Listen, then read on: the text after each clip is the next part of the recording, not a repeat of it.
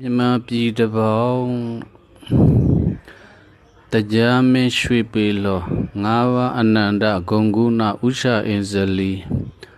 ဗုဒ္ဓမြတ်စွာသာသနာမှန်စွာ9000တီသာသနာသက်9000ဝက်နေ့ရက်နီးလာပြီ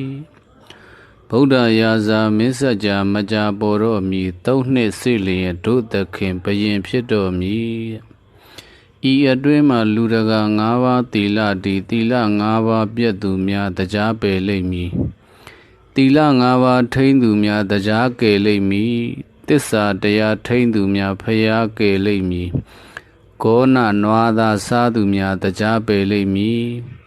အိယာဝင်လျင်ဖျားပင်ရှင့်လျင်ခိုးရမည်အိယာထကမြတ်ဗုဒ္ဓဥချလက်အုပ်ရှိမေမေမူမူထိုလူယူဘလူးစားလိမ့်မည်ဂုံတော်ကိုးပါးပတိများကြိုးစားစိတ်ရမည်မစိတ်မိပြန်လူပါလံဂုံပန်တတ်လိမ့်မည်ထမ်းရည်အရက်ကဇောဖတ်တပတ်စားလိမ့်မည်လေစီအခါထိုသူမှတေရရှာလိမ့်မည်တခိုးသွားရင်မွေကိုနှင့်ချက်ရှင်းသေးလိမ့်မည်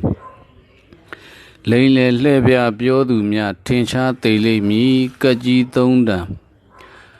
ခုအမြန်အမှန်တွေ့တော်မူမတွေ့ရအောင်ဤစားဆောင်ရအောင်ကြက်ရမည်စားတဲ့အလိုများလူဘိုတရားနှင့်အညီကျင့်ရမည်မကျင့်မိုက်မဲလူတွေပဲကတ်သေးပါလိမ့်မည်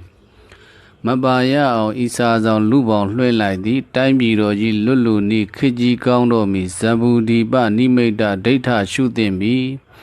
တန်ခမောက်ဆောင်4ယောက်ကောင်အောင်ချောင်းပေါ်လူပြီးမပေါ်ခင်၌လူအမိုက်တိုက်ခိုက်သေးလိမ့်မည်အောင်စัจ जा သခင်ထံပါတွင်စာလျင်တွေ့လိမ့်မည်ဝိဇ္ဇာစေကြီးရောက်ခါနိပြည်ကြီးသာတော့မည်96ပါးယောဂများပါရှားပါတော့မည်တိတိတလုံးတစ်ခါ3နှစ်မစာပြီကာယပိယဒနပထဝီဤလေးလီတိုင်းပြည်ပေါက်တော်မည်မင်းကိုကြိုးစုလူပုဂ္ဂိုလ်ထိုးသီလမြဲလိမ့်မည်